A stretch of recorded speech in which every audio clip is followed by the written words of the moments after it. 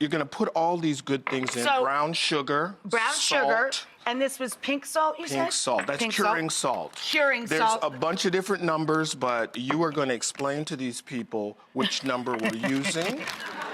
And seriously, there's number 1, number 2, You can download the recipe online, but it's garlic, aromatics, and the pink salt is the curing agent that makes the brisket into a pastrami, right? Yes, it's the thing that's gonna turn it pink. One of several things. So, how long do you let this brine? Is it an overnight thing or a couple of days thing? You got to get it in there. You got to get it in there 3 to 5 days, depending on the meat. I go longer because it just to make sure. It takes a while for that pink salt to work on the meat, right? Yes. You want honey in there, or you use sugar? Yeah. Now this is the most important element. This has to be really carefully measured. So what I do is I go.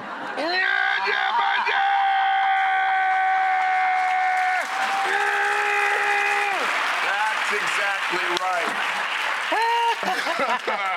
So then you set it and forget it, leave it in the fridge. Remember, when you're storing raw meats and poultry in the fridge, always the lowest you can go, the lowest shelf in the fridge. Turn it. You want to turn it. If you're really manic like me, you're going to turn it every 12 hours. If not, just so it once gets a even day. distribution of the brine, right? One last quick tip. Yes, sir. You can always take a syringe and inject that brine Oh, so it really? gets all the way All through. the way That's why you through know it. it's good. All right. Yes. So that's this guy. Yes, look at this beautiful gray dead piece of meat. It's ready. It's ready. All right, so now you're gonna make your spice blend for the top. First of all, you got to grease that meat. Grease that meat.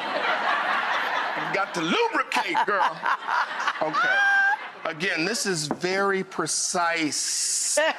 Very precise. Because I'm not trying to catch a case, Rachael, so I'm like, is this feeling good? Pastrami. Let's sprinkle liberally. Yeah, We're gonna coarse go, black pepper all over. All over. You want that black pepperiness. Now that was sesame oil, by the way, which is very unusual, and I love the fragrance of it. It's really nutty and Smells earthy. lovely. This is brilliant. This is a real twist. I've never seen Korean this. food staple. It's a Korean food staple, yeah. So Wife this- number 2 was Korean. She left, the food stayed. Okay. So this We is. wish her well. And thank you for putting a Korean spin on the pastrami. Because it's delicious. Now, Rachael, I don't know about you. Whenever I post recipes, I always leave something out, so therefore people can't get with you. You know what I'm saying? They go, oh, mine tastes better than yours. No, it didn't. No, it didn't. No, it didn't. Because I left the good stuff out. I didn't tell you everything. There you go. So you have brown sugar, you have garlic, you have onion, you have chili or ground cayenne, some sort of spicy stuff. What's this, dude? I don't have my glasses on, so I'm going to say that's something real. Mustard? Mustard or coriander? Let's call it mustarander. There you go. Yeah, you really want it to look nice and You want to crust that sucker. crunchy. There you go. All right, Now. here you go. Well, we need more. Who's got you? You want some running water? Yes, we need more than that. Huh? We need more than that. Oh, my God. Then you cook it low and slow. You prefer to cook it on the grill or the oven?